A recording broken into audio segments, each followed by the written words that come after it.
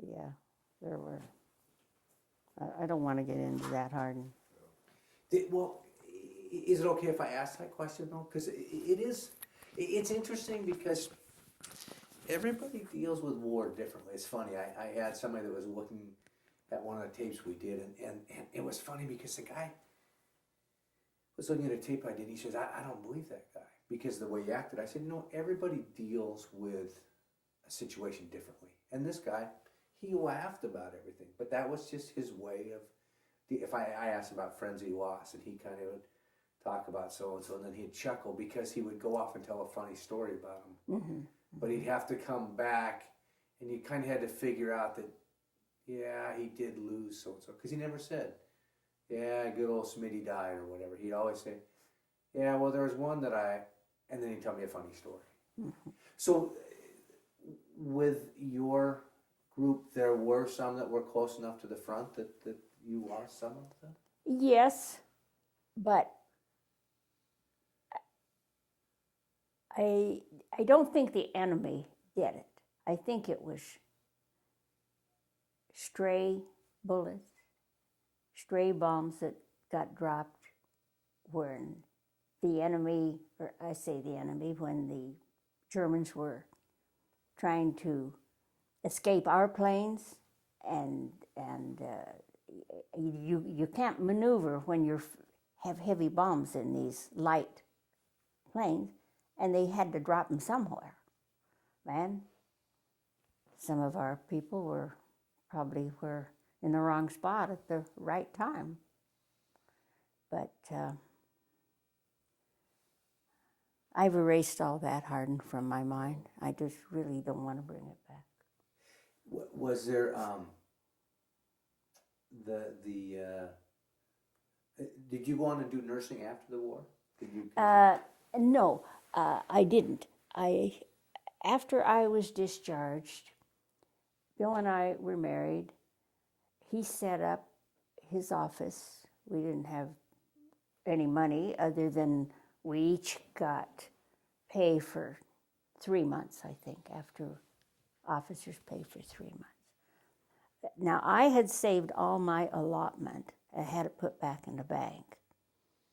That went to buy an X-ray machine and some other equipment. He had sent most of his home to his mother, which she needed, but he had some. And when I got back to a small town called Gridley, California, it's on my discharge, down the Sacramento Valley, and we were both from California. Why, they made no cars during the war that you could buy. Okay, but there was one new Ford that I think the dealer had promised everybody. And he was really in a spot. I was the only woman who came home to this small town, so he let me have it. I paid him, it was $800. It was brand new. It was a black Ford V8. Oh, I thought it was a limousine. We'd ridden in the back of GI trucks, went like this all the time. And we had that. And he set up his office. I did the bookkeeping at night. A little after 9 months after we were married, I had my first son, who's now a doctor himself. But anyway, beside the point. And so, and the first 2 or 3 years we had this one car that he used, made all kinds of house calls, and he was a general practitioner for 10 years, and as I said, I did the book work at night, and it doesn't look too good for the doctor's wife to be in there. It looks like you're just kind of grabbing the money. Not that there was much to grab in those days, but now I did fill in a time or two if the nurse that he had got sick. But no, I really did not work there. I had a new baby, and a year later I had another a little girl. That's my 2 children. And he did a lot of surgery, because in small towns, you're the surgeon. And he was very good. But there were more doctors than him there. But the others hadn't been. You get a lot of experience doing surgery in where he was. And I did a lot of volunteer Red Cross work. I worked most all the blood drawings that would be in the vicinity. I became, as my daughter got a little older, I became very active in the Girl Scouts, and I was president of the council.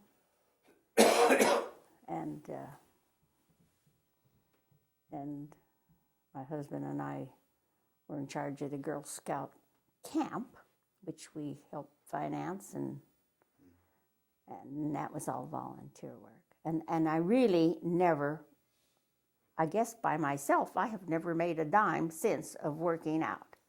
But I felt I worked. So the 2 of you, it sounds like, when the war was done, that was put away. That's right, exactly. And we had a very good life. Have you ever faced, and I'm making an assumption, first of all, that the nurses had a camaraderie ship between the nurses.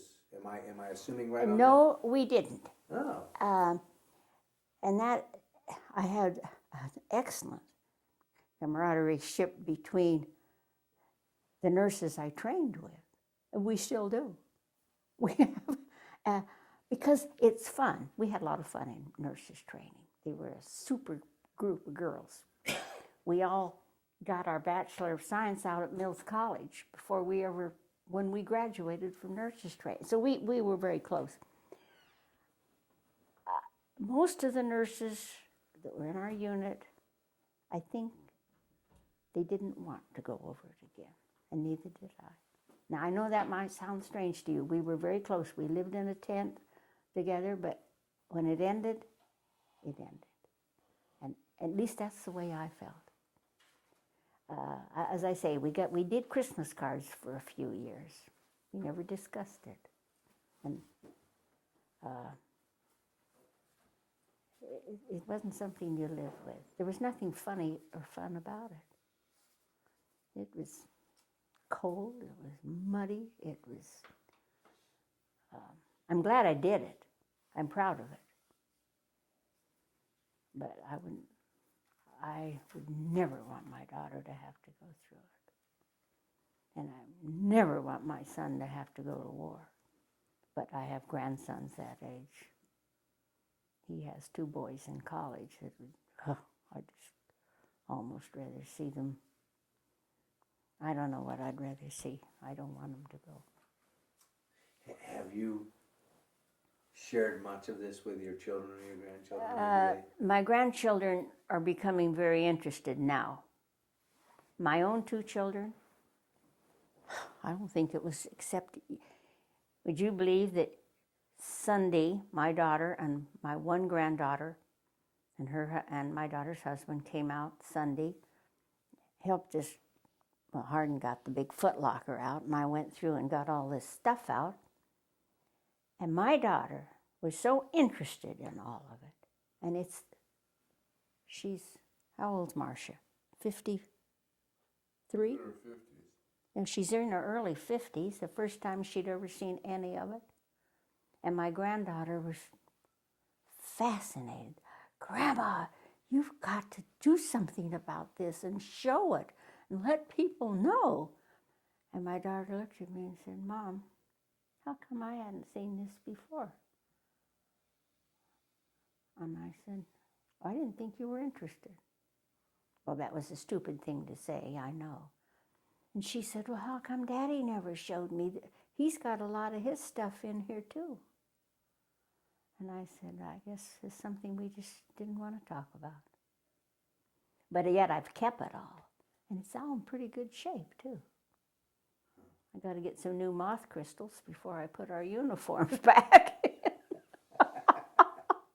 Now the grandchildren are getting interested. Well, of course, see, they're learning about this in school. and they're learning the right way. They're not learning that it never happened like they're teaching these kids in Germany. And this bugs me. Plus, for them to be able to talk to grandma who was really there makes it, Yes. creates a reality to it. My grandchildren are more interested than my two children. I think it's interesting because I've talked to a lot of veterans that have faced the same thing. And I think that part of it is it skips a generation, but there also was an age That's thing. right. Because, like you said, you came back, you wanted to move on with other things. Mm-hmm. And then growing up, that's just mom. That's just dad. Sure. Because they don't have an appreciation for history yet at that time. Now, I think as they get older and understand the world affairs, all of a sudden it's like, Yeah. Mom was at the Battle of the Bulge. Mm-hmm. Yeah. Mm-hmm. So, That's right. I mean, do you have a couple of questions? Or? No, I haven't been sitting there to ask. Oh, okay. I don't know if you. What a couple.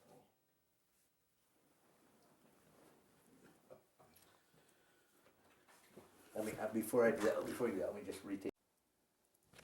That's it. Now you can go. You have more questions? I take the time.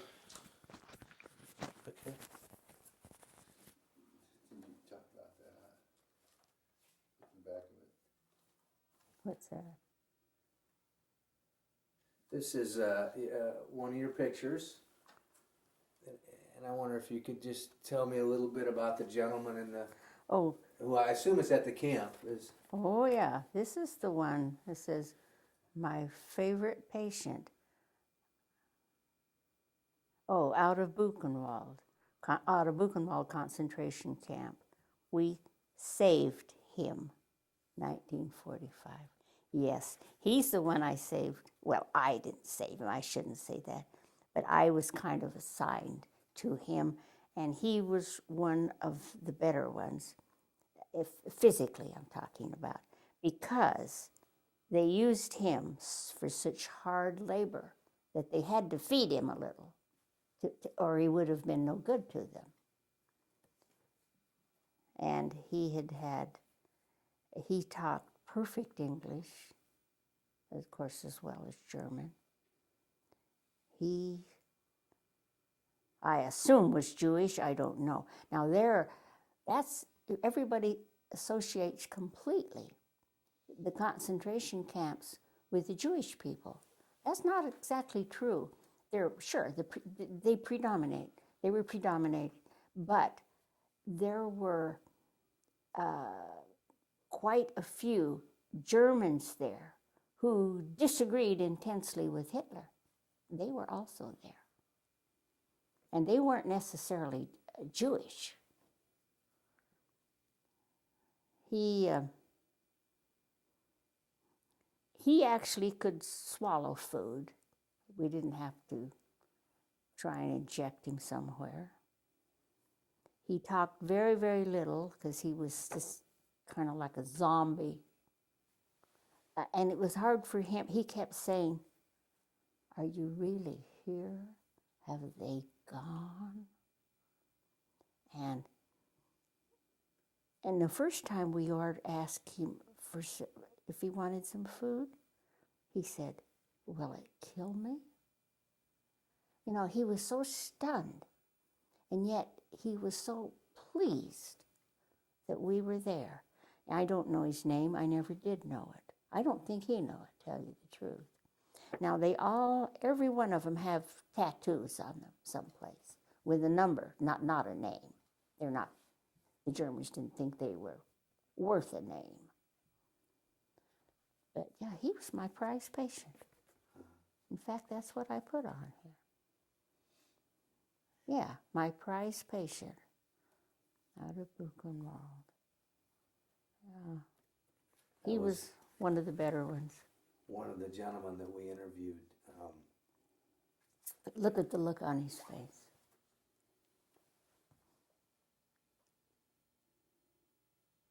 Did you take the picture, or did somebody else? No, I didn't, but Bill Spellman took it, the one I was working on. I shouldn't say that. That sounds awful. That's why those nurses didn't talk to you afterwards. wasn't anything else, it's because you got the one unmarried one. One of the gentlemen we talked to was at one of the camps, and he said that for 3 years he never heard his name. Exactly. He was an inmate? Just a number. Oh, It yeah. was a Jewish man in Auschwitz, I think it was. Yeah, it was Auschwitz. A number. And one of them, I think it was Schweik said that he wasn't even a number because they just counted off, but you didn't have a number. He was lucky. He didn't get tattooed because he didn't get sent over, but you just counted off. And there were supposed to be like 20 people in this room and 20 in this. And if there weren't 20 in there, Oh, boy. yeah, you weren't always number one. But there better be 20, and if there wasn't, they'd go find one somewhere else. You were just one of 20, or 2 of 20, or 3 of 20. You didn't even have a number, no name or no number. And it's just Nordhausen. Do you remember this picture? Oh, sure. That was taken in the tail of the buzz bomb of the V2s. Is that at Nordhausen? That was in Edith Bellman, so sitting in the tail of the V2 buzz bomb. It just says Germany after the war ended. Now the factory was underground. That's why these V2s actually were never used because the war ended. Now the V1s were the ones that they did more than actual damage. They just killed people psychologically because they'd come over and I was deathly afraid of them. When we were assembled at the debarkation area in England to get the boat to go over to France soon after D-Day, they would come over. And a whole bunch of us were in one huge big room. And we probably waited there 2 weeks. See, they never knew when D-Day would be. It depended on the weather. And you remember then all at once it broke and they sent them over. So then we knew we would be going soon. Okay. And we would hear the V1s come. And we thought, oh, if it hits, we're dead. But it never did. And after the war had ended when we went here. But there's another one of Bill Spellman sitting in one, and it tells where it was. I saw it. The Hartz Mountains, it says. And he's sitting in a V2 in the tail. And on the back, I wrote where it was. I remember reading it today when I was going through these. What does it say? Tail of a buzz bomb. Let's see, that one says Germany. Oh, here's another one. Let's see what that one says. Okay. Yeah, Edith Justison, that was my name. Okay. The fin tail of the V2 buzz bomb in the Hartz Mountains at Soule, Salane, labor. Okay, the labor was in an underground factory. Huh. That's this. Now this isn't, yeah. Well, no, that's still me. How'd I get all these? Well, he's in one too, I know. And that's where they made the V1s and then later the V2s. And now the V2s could be aimed. That's the difference between the V1s and the V2s. And if, in other words, they could aim them for London. They could aim them for Paris. Now, I don't know the range, but the V1s had a terrific range. And they made those in the underground factory and some way got the technology to make the V2s. And they never flew one. At least that's what we were told. And this was after we got around after the war and looked at quite a few things. Do you know where this picture is? Or Yes, what okay. Now, this was somewhere in, let me see, somewhere in France. We're having lunch on the march. We had to walk on this one, and it was about 10 miles. And that's a group of nurses. That's the group of nurses, and we stopped for lunch in this forest. That's me right there. You're on the far right-hand side. And we all wore this type of a turban because I don't think we've been able to wash our hair for probably 3 weeks. And we didn't comb it either. We just tied it up. And I can still remember this gal's from Mississippi. And about every other day she'd say to me, I suppose you think you won the war. And I'd say, what war, Julie? Well, there's only one real important war, and that was the Civil War. She was I liked her a lot. And I remember this gal. She was Jewish. She'd tell us this every day. They were a tired bunch. Look at that. It's interesting because when you look at it, The names come back.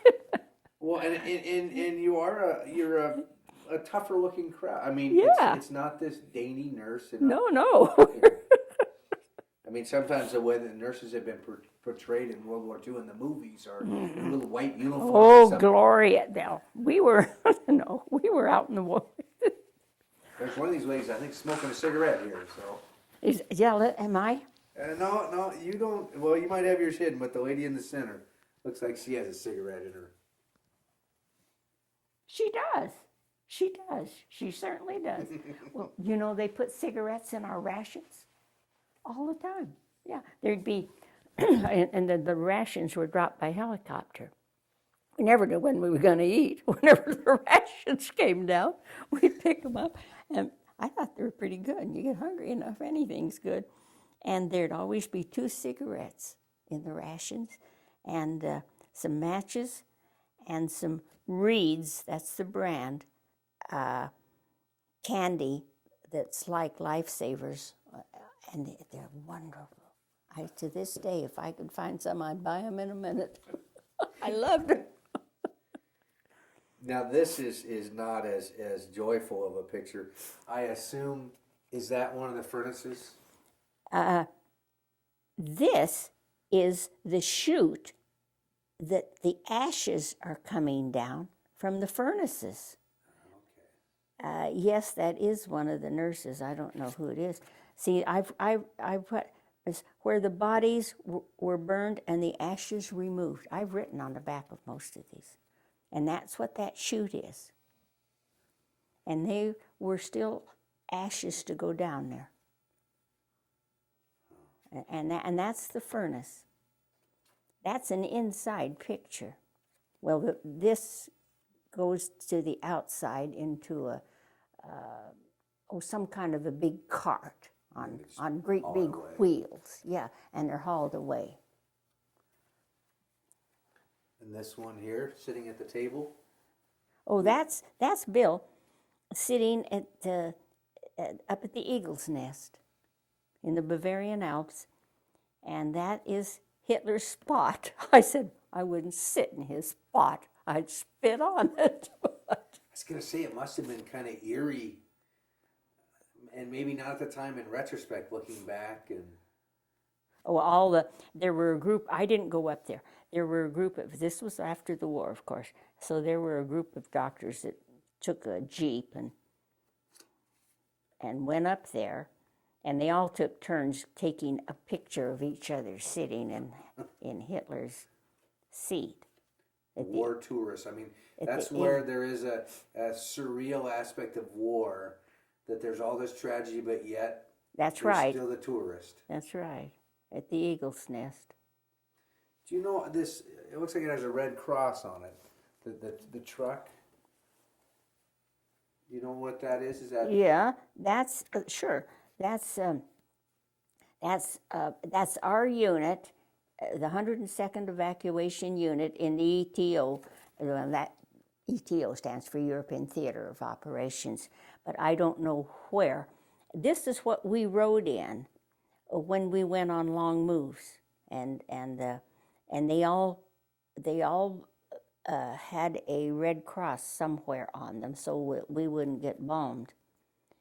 They're not very comfortable, believe me. I was gonna say, it doesn't look, it looks like a cattle truck. Yeah. I mean, that's, and let me just look through these real quick, because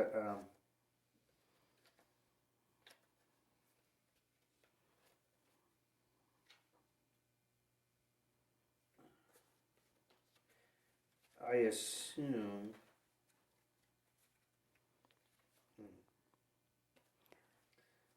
I'll just this one last picture, and then I assume this is why, for so many years, you put it out of your mind. Isn't that awful?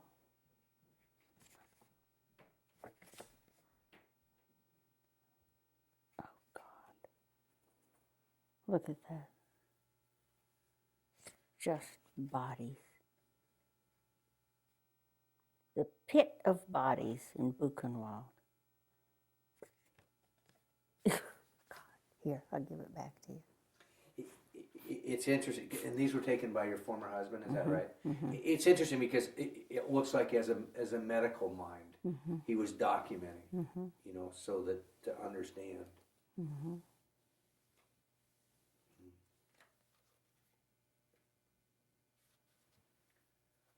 There were far more than one furnace, in this place. There might have been half a dozen in a row of furnace where they could burn the bodies. And of course, they burned more bodies toward the end to get rid of it. They didn't, for evidence. But they never had time to cover the pits. There were thousands of them. Those pits were very deep. But You described, and somebody else that we talked to described the stench. Are there things today that you may smell something and sometimes that spark a memory, a flashback, or is that so far repressed that? Well, that's pretty far back. I can't. Well, of course, now you pick up the paper and you read some pretty weird things about, but those are kind of few and far between. And they don't involve huge groups of people. I mean, it would be like one or two or three, like some man that recently supposedly murdered his wife and 3 of his own children. See, that's almost unbelievable. Well, that would be more on a par with it.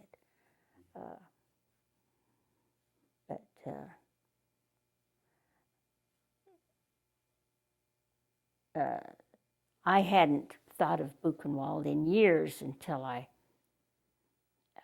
was 6 years ago, was very ill. And I was in the hospital and they took me for an MRI. And suddenly every bit of it came back. I just thought I was going to die before I got out of that MRI from living that again. And but maybe it did me good too, because our priest, our Episcopal priest, was there in the hospital room when they brought me back, and he knew I was very badly shaken up. In fact, I was crying, and Hardin said he was there too, but I didn't see him. He was on the other side, and this priest just sort of held my hand, and he was a very nice man, and he meant a lot to me, and I got over it, and now I can talk to you. It doesn't bother me. What do you think triggered it? I don't know. I just don't know. Huh. What do you think that there's a message that should be left for your great-grandchildren or great-great-grandchildren? Well, I hope so. And don't let people go to war again. Sometimes I think these young men think it's kind of glamorous. Well, it isn't. They learn better too. I don't know how you feel about this war they're talking about now any day, but I know what I think. It's not worth it. Do you think, I think for a lot of people, myself included, it gets very confusing because if we were to face another Hitler, do you think that... Well, we'd have to do something. Yeah, we'd have to do something. But we can't do it alone. We had a lot of support in the last war. But I don't know. I guess I think now more about the age of my young grandsons. I have 4 of them.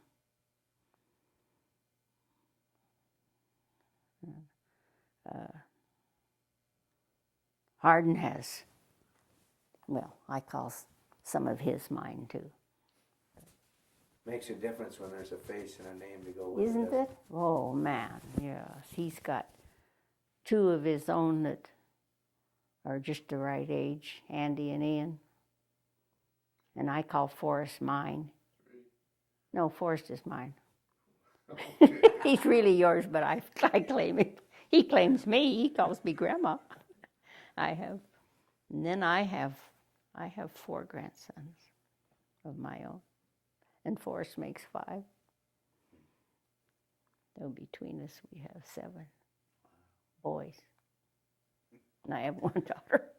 It's like our family. We were 4 boys. Yeah. So. Well, thank you very much. I appreciate you. Well, I hope I helped. You I have definitely. one question. Oh, How soon after Buchenwald was liberated did you get there? The Bronze Star. So how soon after Americans arrived at Buchenwald did your medical unit get to Buchenwald? Oh, we were the first medical unit in Buchenwald. But now the first Americans to contact Buchenwald before you got there, how many days before that did they run into Buchenwald? Well, the SS, when we got there, the SS, some of them were still running down that road. And we just, of course, let them run. We were not armed. We were there to help. We were not there to kill or to arrest. But some of our MPs stopped them. And what they did with them, I don't know.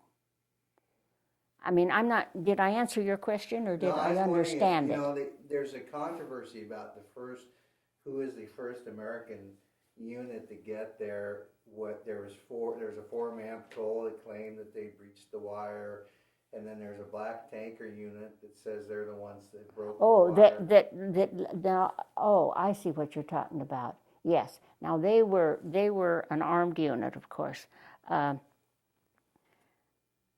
I don't know really, but it couldn't have been very long because I know we were the first medical unit to go in. And it would have to have been very soon after any of the other units were in there to liberate it. But I can't tell you the exact time. I don't know that we were ever told that. Yeah, I think I read it was a day later that the medical unit was there. Because supposedly that the combat unit had breached the wire, then they had to leave. Yeah, they left because there had been no medical unit in before we got there. None. That I do know.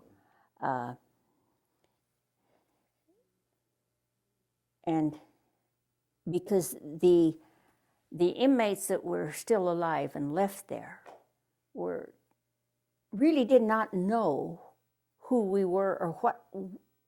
They didn't know but what we were enemies in the beginning. They were almost afraid of us. And then when they realized why we were there, some of them just broke down and almost cried. And a lot of these men who were just skeletons and stark naked, I don't think they realized that we were women. They didn't show anything different around us as that they did when they looked at the men. I mean, we were all just there. That's how bad they were. They made no effort to try to, well, they didn't have anything to cover themselves with. You saw them in the stark naked, a lot of them. And they were just skeletons. But they were alive. And hopefully some of them did live, but some of them didn't. Some of them died when we were there. We knew that.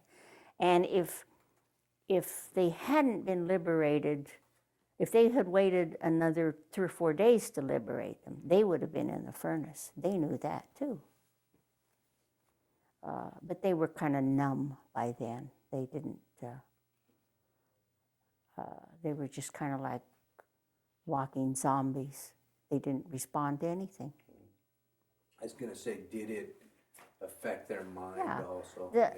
The human brain can only take so much. And then, in a way, it's fortunate that it turns off because the pain is kind of gone then, both physically and mentally. It's just amazing when you look at these photographs. I think so. They're not necessarily, you must remember how old those are. They're not particularly good, but they haven't faded really very much. And it was just a cheap camera that he carried around with him. You photographed what you wanted. I photographed everything, yeah. Yeah. He, it's Paul, is that what you said? Carl. Carl asked me what I had done to get the Bronze Star, and I told him that it was written up in there. Yeah, I photographed your citation also. Oh, okay. So I have that now. I didn't really do much of anything. I told Carl they probably had some left over and didn't know what to do with it. Do you know what this house is? Well, it was somewhere that we passed on our truck, not too far from Buchenwald. And that's why this was taken. What does this say? Near Buchenwald. But I have no idea what it is. So maybe just because it was an interesting house? And it's we, meaning our unit, some of us that saw it, decided that that's where the commander lived. He was, but I don't know that that's true. But that's what we named it the commander's house, because of the commander of the camp. Sure. And we decided that his wife and kids lived there, and they didn't know anything about. They thought he worked in a factory or owned the factory. Did you meet the townsfolk in Weimar? Because Weimar was by Buchenwald. Did you meet the people of Weimar? No, we never ever got into the village. We may have passed through it on the way, but no, I don't think that the people of Weimar knew what it was. I think they thought that it was a big smoking factory of some sort. Did they bring German civilians into Buchenwald to help move the dead and bury the dead? I don't think so. They used slave labor, the inmates. To bury the dead. To bury. Well, they weren't buried. They were just thrown in a pit. They weren't covered up. We have pictures of the pits. But the Americans didn't bring the. Oh, sure. Well, they had brought in. No, they brought in their own GIs, their own men, to do it. We didn't. You couldn't trust those. You didn't know what was going on with those others, and they might just as soon shoot you as look at you. I don't know that. I don't know that for a fact. That's what we were told. No, we had nothing to do with them. Did your when your grandchildren saw your uniform and your battle ribbons, do you explain to them what the little bronze stars were on the ribbons? They know the battles we've been in, the number of battles. Were they impressed? I think so. Don't you, Hardin? Because there's not very many American women that have battle stars in their ribbons, are there? No, they're not. Something to be pretty proud of, huh? It is kind of scary.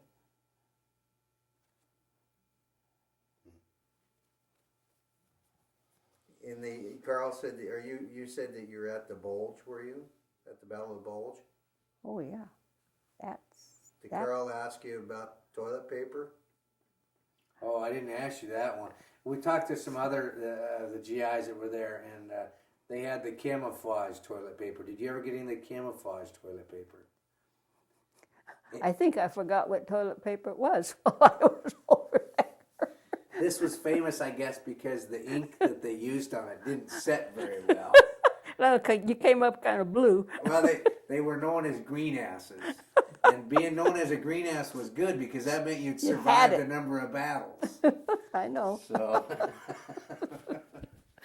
Oh, shoot. well, thank you very much. I'm going to get you unmiked. I got you tied down there.